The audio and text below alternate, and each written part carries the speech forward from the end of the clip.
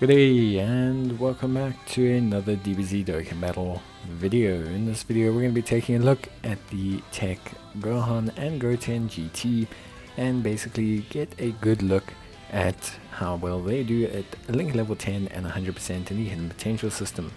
The Earth Protecting Fraternal Power Gohan GT and Goten GT are a GT Heroes lead of 120%. They greatly raise attack and defense for one turn and cause supreme damage to the enemy, and they have attack and defense of 150% when performing a super attack. They launch an additional attack that has a medium chance of becoming a super attack, and they give all GT Heroes category allies Ki plus 3 and attack and defense of 40%. They have Saiyan Warrior Race, All in the Family, Saiyan Lineage, Solid Support, Cold Judgment, GT, and Fierce Battle as their link sets. Hybrid Saiyans, Joint Forces, Goku's Family, Siblings Bond, GT Heroes, Bond of Parent and Child, and Earthgrid Fighters as their categories. In terms of build, if you want to go for maximizing damage, crits is definitely the way to go. However, if you want them to be the best they can be defensively, then you definitely want to go for additionals, because that means you're going to end up having the best time overall. Mainly just because it allows you to really enhance their defensive capabilities if they fire additional super attacks. Now overall their performance is pretty good. Their start of turn defense is not what you want to focus on here, as that gets multiplied quite a lot. So basically you want to make sure that they have obviously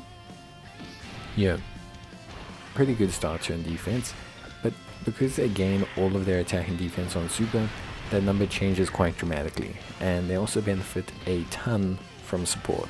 You're going to see how they go from 2.5 million with no support, barely any links active, and then all of a sudden they're going to get some support, some links active, and then they're basically going to hit 5 million, because that's just how on super attack and defense works.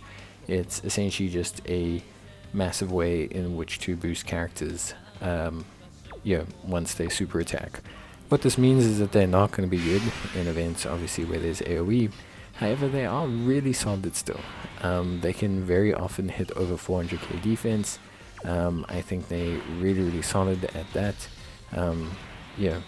I think they're really solid under that kind of situation. I think getting additionals makes them really strong. I think makes them really good defensively. I don't think you need to prioritize damage on them, as obviously you'd probably want them as a floating support, just ideally, but it is going to depend entirely on you and what you're kind of running or looking to run overall, as I do think at the end of the day they're a unit that's just incredibly solid across the board. I think they do a really good job. I think they're really good at just supporting, doing some decent damage, and being defensively sound after super.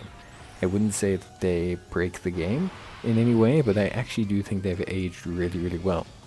These guys came out in 2021, and they've aged pretty well, to be honest with you. I think they've done a really good job. I do think obviously they benefit a lot from support, but I think they're still very good. There are going to be a couple red zones and hard content that they can't do, just because of the way that their passive works and the gain on super and everything. But I think overall you'll find that they really do have an excellent kind of foundation. At least for me. I think overall they really look really solid still. I was quite impressed by how well they did, and I think for me they set in a situation where they look really good, at least from my side.